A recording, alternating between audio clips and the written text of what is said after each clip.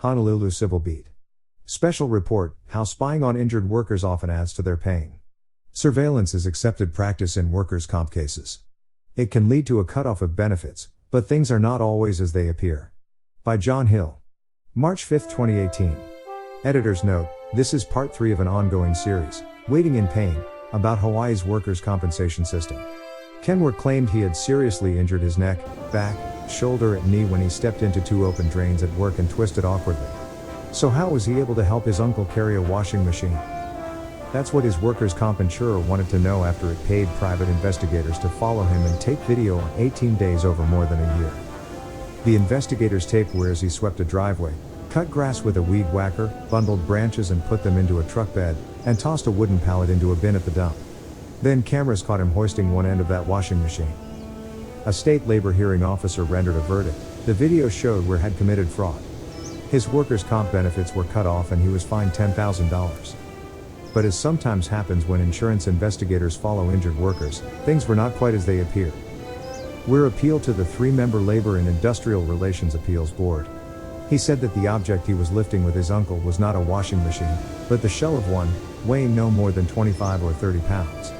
His lawyer brought one like it to the hearing room as evidence, even demanding, in jest, that it be kept as part of the record. The board sided with Weir. The insurer had not shown that he had done anything that went beyond the restrictions imposed by his doctors. He did not have to pay a fine. His benefits were restored. Surveillance is an accepted tactic in the workers' comp world, especially in long-running, complicated cases. Insurers say it controls losses to fraud. But for innocent workers, surveillance can not only cut off needed benefits but also add humiliation and paranoia to the pain and lost income of a workplace injury. They blew it all up and tried to assassinate me. It was ridiculous, Weir said. The detectives trailed him when he was suffering from severe depression, he said, and his uncle was urging him to get out of the house. Emelinda Yarte, a psychiatric technician, was punched in the face and slammed against a wall by a patient at the Hawaii State Hospital. Her insurer hired a detective to follow her on her daily walks, recommended by her doctor, and driving to a medical appointment. I was just traumatized, Yarte said. They made me more sick, I tell you, and they're supposed to be helping me get well. A mixed record. Sometimes, the cameras pick up blatant fakery. Private investigators filmed a carpenter who claimed a low back injury as he carried a kayak over his head, paddled the kayak, hoisted a cooler and worked on his car. In the tape, he showed a fluidity and range of motion at odds with the way he acted in medical exams and physical therapy, when he closed his eyes and leaned on some equipment because of his supposed pain. The labor board found he had committed fraud, cut off his benefits and ordered him to pay a fine of $8,000. But the state's workers' comp files also include cases in which surveillance did not show conclusive proof of fraud or even enough evidence to counter the worker's claim. Investigators videotaped one worker walking and pitching a baseball after he claimed he injured his ankle stepping off a concrete slab. The insurer relied on the opinions of doctors who watched the tape, including 2 paid by the company, to argue that his normal gait showed he was not injured. But the labor board disagreed, siding instead with his treating doctors. The tape showed the worker walking straight forward. It was when he twisted or turned, his doctor said, that he felt pain.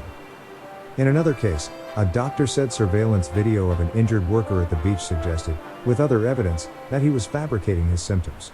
But another doctor disagreed, saying he had encouraged the worker to go to the beach and exercise. Innocent workers who suddenly noticed a van parked across the street or following them down say they were scared. Keep your hula off Facebook. Even workers who figure out they're not being stalked must deal with the indignity of knowing that their insurer suspects them of faking it. As in Weir's case, the tapes may look bad even if there's an explanation. Benefits may be cut off, forcing the injured worker to pay a lawyer to appeal. Some workers told Civil Beat that the surveillance, or even the knowledge that it might happen, discouraged them from taking part in normal life, including activities recommended by their doctors to help them get well. Michael Makekau, whose lungs were damaged by working in a moldy waste station at the Hilo landfill, was never followed, at least to his knowledge. But at his wedding, he was invited onto the stage to briefly take part in a hula. His lawyer's office called a few days later to congratulate him but also to warn him that the clips on social media might be used against him. I said, I don't think I did anything to hamper my case. I'm just trying to lead a normal life, he recalls. Surveillance sometimes doesn't turn up much of anything. But for the workers who are targeted, it can seem anything but harmless. Yarte, the psychiatric technician assaulted at the state hospital, went on walks to relax and stretch her muscles during the period she was waiting for the insurer to renew her physical therapy. Her doctors had recommended walks as a way to ward off depression. One day, she noticed a white pickup on the street outside her Kaneohe house. It followed her on her walk. She noticed the same white pickup while she was driving to a doctor's appointment. She said it screeched to a halt next to her at a red light, but then waited for her to go first when the light turned green. Later, she got a copy of the surveillance report, including 3 pictures of her on her walk. The claimant displayed no signs of pain or restriction and was not observed utilizing any visible means of orthopedic brace or support, the report stated. It's unclear why the investigator considered that significant, considering her primary injury was to her jaw. She was observed retrieving an umbrella from the vehicle and leaving on foot to walk the neighborhood, the report continued. The claimant can be described as a Filipino female attired in a beige cap, black long-sleeved shirt, black shorts and shoes. The report found no evidence of fraud. The investigator, explaining why he lost her, did allege Yarte ran a red light, which she denies. But Yarte, who had become fearful of strangers after the assault and was diagnosed with post-traumatic stress disorder, said it left her shaken. Why would they hire someone to follow me? That means they don't believe that I'm in pain, that I'm hurt, she said. That's not right. Surveillance may be particularly upsetting to those with psychological conditions such as PTSD. An Australian investigative news program in 2016 reported that insurance companies were tailing former police officers with PTSD, sometimes worsening their mental suffering. One insurer said that it would no longer use surveillance in claims involving mental illness. Spying on injured workers is generally legal in the US, as long as detectives don't peek through windows, adopt a fake persona like a utility worker or induce the worker to do something incriminating. Swimming race suspicions. Still, injured workers can feel violated. Calvin Chin vividly recalls first noticing he was being followed as he drove to a Jack in the Box for a sandwich and a coffee more than a decade ago. Chin, a painter, had injured his shoulder, knee and face when he fell about 8 feet off a ladder onto his right side and then was struck by the ladder. One day, he led his tail to a police station and took down his license number. The police, Chin said, identified the detective as a retired police officer. The investigator shot videos of him swimming in the ocean. Then, when Chin was diving for squid, he noticed a rubber boat following him. His doctor had told him it would be okay to hunt for squid in water no deeper than about 5 feet. Chin said the person in the boat was dropping string attached to a weight into the water, presumably to test the depth. Chin suspects the detective filmed him in the restroom of a Kaneohe Bay park changing his clothes. A doctor paid by the insurer reviewed the surveillance tape rather closely, it seems, judging from observations in his report such as, the water appears to be choppy with waves anywhere from 1 to 3 feet. Chin, he wrote, appears to be constantly moving with the use of fins.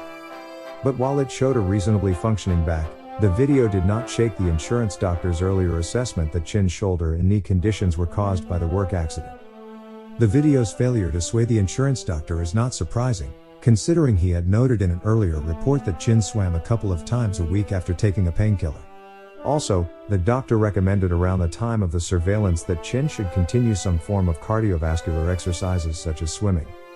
Chin recalls the sensation of being put under a microscope. You have this phobia, like there's somebody over your shoulder, he said. They kind of sneak up on you. Raj Kumar believes he was watched as retribution for complaining about his workers' comp case to then Governor Neil Abercrombie. Kumar injured his neck and back in 2007 on the way to a meeting when his car was struck by a drunk driver, and again in 2012 when he threw out his back lifting boxes. In early 2014, Kumar refused a request from an attorney representing his employer, the state of Hawaii, for a copy of the letter he had sent to Abercrombie a few months earlier. At a hearing that April, Kumar recalls the lawyer asked surprising questions, such as his home address and work schedule. The next morning, he said, he noticed a man in hat and dark glasses, window half down, parked in his lot. After he had been followed for 2 days, Kumar called the police. They questioned the man and found out he had been assigned to surveil Kumar. Kumar said he was so distressed he couldn't sleep well for a few nights. He wondered why the insurer was watching him when he had not gotten any workers' comp benefits for 2 years because of a billing dispute. I felt this was an abuse of power by the workers' comp attorney, he said. Surveillance used sparingly? HEMIC, the state's largest workers' comp carrier, told Civil Beat it has an obligation to stop fraud by all parties in workers' comp cases, including not just workers but employers, vendors and doctors. Fraud drives up costs and hurts those who play by the rules, Chief Executive Officer Marty Welch wrote in a prepared statement. The insurer uses surveillance in about 2% of claims, he said, and only when it has cause to suspect fraud, sometimes because of tips to its hotline from a claimant's coworkers or even a spouse. It's unknown how often surveillance is used throughout the industry. Attorney Douglas Moore, who represents injured workers, takes a much different view. Insurers, he said, use surveillance, in tandem with medical exams by their hand-picked doctors, to harass injured workers and try to get them to drop their claims. They'd rather spend the money than fairly compensate the injured worker, Moore said. The assumption underlying an insurer's use of surveillance is that workers are trying to bilk the system. But the prevalence of fraud is a matter of debate. On the high end, some in the industry argue that 10% of claims are fraudulent, a number that certainly would warrant insurer efforts to crack down with methods such as surveillance. Others say the 10% estimate is ludicrously high. Anybody who's tried to look at worker fraud in a serious and even-handed way would say at most 1 to 2% and probably way less than that, said Leigh Bowden, a professor of environmental health at Boston University School of Public Health. In fact, no scientific studies have been done on fraud rates in workers' comp, said J. Paul Lee, professor of health economics at the University of California, Davis. Government researchers pegged fraud in unemployment insurance at a little more than 2%, which includes deceit by employers and government employees as well as the supposedly unemployed workers. Lee believes the workers' comp rate is probably similar. Some studies have documented the cost of a different kind of workers' comp fraud, by employers, through methods such as misclassifying workers. Others have shown that insurers pay injured workers less than they should get. Yet, we always think of the worker as the bad guy, Lee said. He believes the insurance industry fosters this idea by publicizing outrageous fraud cases. He recalls seeing a billboard near his home of a worker behind bars for a fraudulent claim. Insurance companies have been very successful in affecting the public imagination, he said. Fraud, too, can cover a wide range of behavior. Staging a fake injury is a far cry from, say, staying home an extra week when you might have worked through some discomfort. It's up to lawmakers and courts to draw the line. In Hawaii, the state Supreme Court set a standard of proof for fraud in a 2006 decision that centered on surveillance. Sion Tauis was working as a housekeeper at a hotel when he fell off a desk and chair he had been using as a ladder to clean the ceiling, injuring his back. Several months later, investigators videotaped Tauis, along with several other men, skinning and cutting the carcass of a cow.